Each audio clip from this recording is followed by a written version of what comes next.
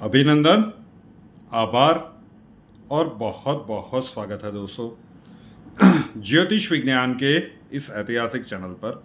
और मैं हूं आप सबका एस्ट्रो दोस्त Rupen R Shah. Slow moving planets की एक सीरीज चल रही है। राहु के लिए हमने हर एक लग्न और राशि के लिए अलग वीडियो बनाया।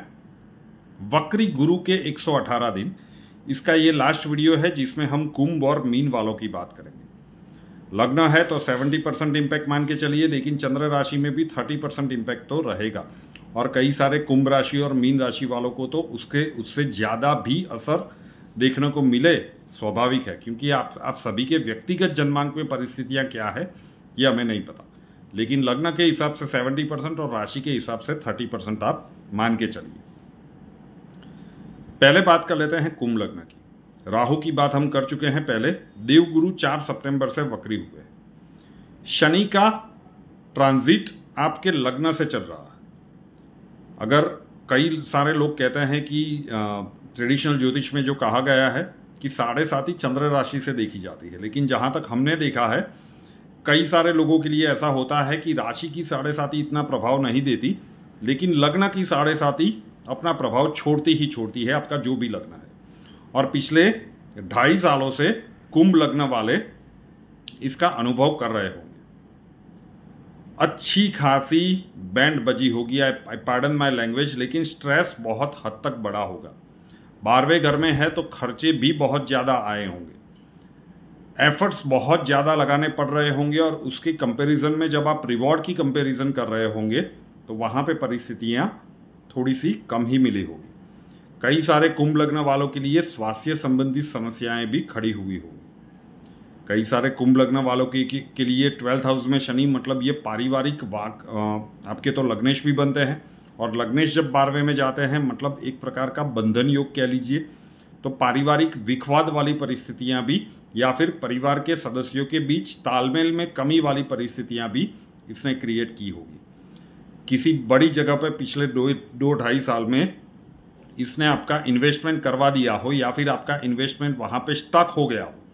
इन परिस्थितियों से आप गुजर रहे हैं, और अभी शनिदेव आपके लग्न से जा रहे हैं। राहु की बात करें तो राहु आपके 3rd हाउस से, मेष का राहु, एक अलग वीडियो बनाया था, इसने भी परेशानियों में अभिवृद्धि ही की थी पिछले 15-16 महीनों से।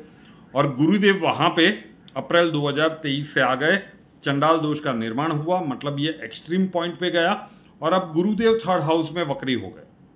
मतलब सिबलिंग्स के साथ, भाइयों बहनों के साथ संबंध में तनाव, परिवारजनों के साथ संबंध में तनाव का ये फेज है 4 सितंबर से लेकर 5 नवंबर तक, मतलब दिवाली तक का समय। अगर आपका कुंभ लग्न कुंभ राशि है तो परिवार के सदस्यों के बीच में मिसअंडरस्टैंडिंग हो जाए। किसी ने कुछ कहा, आपने कुछ समझा, आपने कुछ कहा, सामने वाले ने कुछ समझा, और पारिवारिक महाभारत क्वाइट पॉसिबल। तो पारिवारिक दृष्टिकोण से बहुत ज़्यादा संभल के रहिए। वैसे देवगुरु वक्री रहेंगे 31 दिसंबर 2023 तक, लेकिन 30 अक्टूबर को राहु का राशि परिवर्तन हो जाएगा, मतलब देवगुरु फिर 3rd हाउस में अकेले रह जाएंगे, और राहु का राशि परिवर्तन मीन राशि में हो चुका होगा। आपके लिए काफ़ी अच्छा रहेगा। 2nd हाउस के देवगुरु, जब 2nd हाउस देवगुरु की राशि में जब राहु आएंगे तो आपको जो संभलने का समय है वो है 5 नवंबर तक का, और स्पेशली पारिवारिक दृष्टिकोण से बहुत ज़्यादा संभल के। बड़े आकस्मिक खर्चे आ सकते हैं। 5 नवंबर तक के समय में आपको स्वाभिमान और अभिमान के बीच की भेद रेखा को परखना होगा। छोटी छोटी बातों में आप स्वाभिमान का मुद्दा बना ले, और वहाँ से आप इतनी हद तक बात को खींच के ले जाए कि आपको पता ही ना चले कि जिस स्वाभिमान के कारण आपने वो चर्चा या आर्ग्यूमेंट या वाद विवाद शुरू हुआ था, वो अभिमान या फिर अहंकार के लेवल तक चला गया। राहु भ्रमित करता है, तो उस एक सेक्टर से आपको ध्यान रखना है। 5 नवंबर तक कोई भी बड़े या एडवेंचरस डिसीजन न ले तो कुंभ लग्न वालों के लिए ज़्यादा अच्छा रहेगा। पारिवारिक वाद विवाद को टालने का समय है, और अगर हेल्थ इश्यूज में किसी भी प्रकार की गड़बड़ी चल रही है तो विशेष सावधानी देने का समय है। उसके बाद परिस्थितियां ग्रेजुअली सही, लेकिन आपके लिए अनुकूल बनती जाएगी। 30 अक्टूबर का जो राहु का राशि परिवर्तन है आपके लिए काफ़ी पॉजिटिव है, और 5 नवंबर को शनिदेव भी मार्गी हो जाएंगे, आपके लग्नेश मार्गी हो जाएंगे। नो डाउट 12th हाउस में ही रहेंगे, लेकिन फिर भी सॉरी लग्न में ही रहेंगे, लेकिन फिर भी ये मार्गी हो जाएंगे तो इसके शुभ प्रभाव आपको देने लगेंगे। शनिदेव जिनका लग्नेश होता है उनको जीवन में कुछ भी आसानी से नहीं मिलता था। आप कोई भी कुंभ लग्न वाला देख लीजिए, बहुत सारी बाकी के कुछ लग्न है, फॉर एग्जांपल वृषभ लग्न, तो ऑल ऑफ सडन इनका राइज आता है। तो ये आपके लिए नहीं होता, आपको बहुत सारी मेहनत करके ही उसके परिणाम आपको मिलते हैं। कुंभ लग्न है तो मैं लग्न वालों की अब स्पेशली बात कर रहा हूं, जहां तक मैंने देखा है घर में आपकी नहीं चलती साहब। बाहर आप शेयर होते हैं, लेकिन घर में तो आपके मैरिज लाइफ की स्पाउस की ही चलती है। अगर आपकी 2 संतान है तो कई सारे कुंभ लग्न वालों में मैंने देखा है कि या तो दोनों लड़के होते हैं या तो दोनों लड़कियां होती है। और जीवन के अंतिम फेज का प्लान करने में कुंभ लग्न वाले थोड़ा सा गच्चा खा जाते हैं। तो बहुत सारी परेशानियां भी कुंभ लग्न वालों के लिए होती है। ये एक मेहनत मजदूरी वाला लग्न कहा जाता है। ठहराव बहुत होता है, कम बोलते हैं, लेकिन उनके मानस पटल में क्या चल रहा है उसे जज करना बहुत ही इम्पॉसिबल की चीज़ है। किसी भी कुंभ लग्न वाले को आप देख लीजिए, वो शांत दिखेगा, लेकिन उसके अंदर क्या चल रहा है साहब, इसका पता लगाना बहुत कठिन है। तो ये 5 नवंबर तक पारिवारिक वाद विवाद, विखवाद और हेल्थ सेक्टर में संभलने का समय है।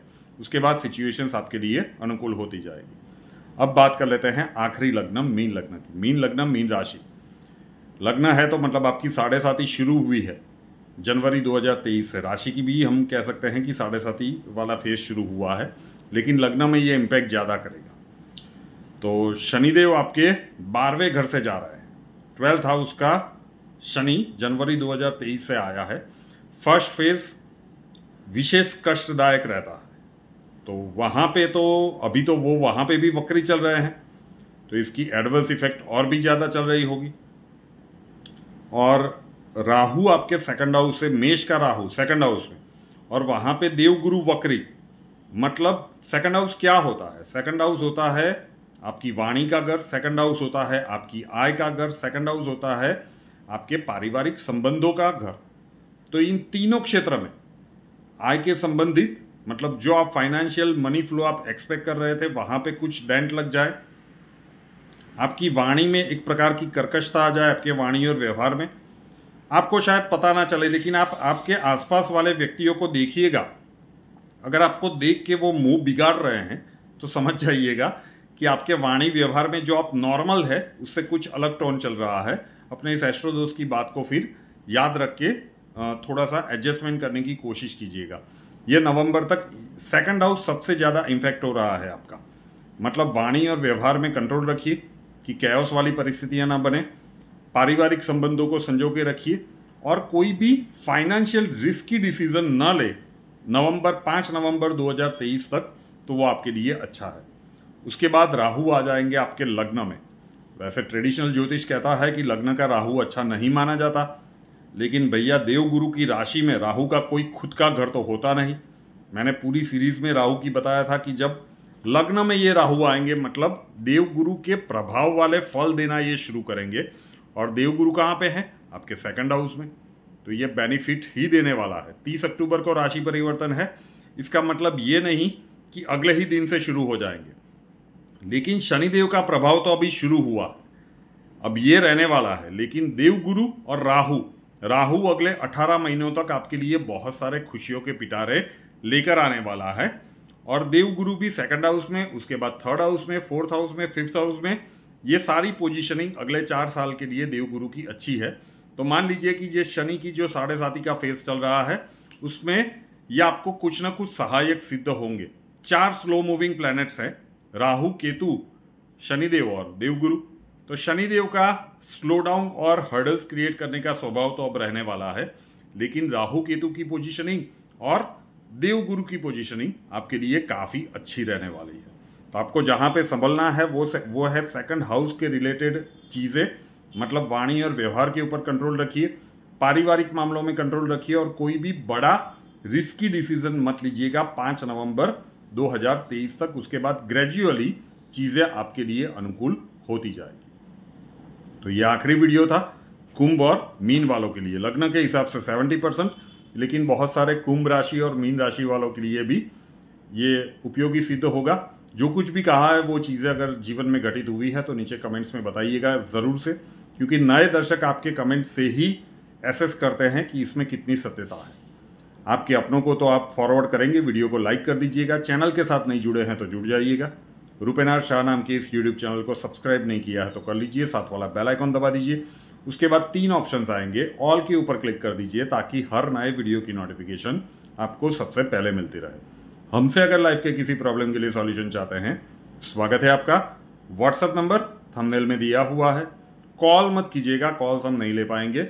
अपना नाम, बर्थ डिटेल्स और प्रॉब्लम्स डिटेल्स के साथ व्हाट्सएप नंबर 9714443110 9714443110 उसके ऊपर लिख दीजिए।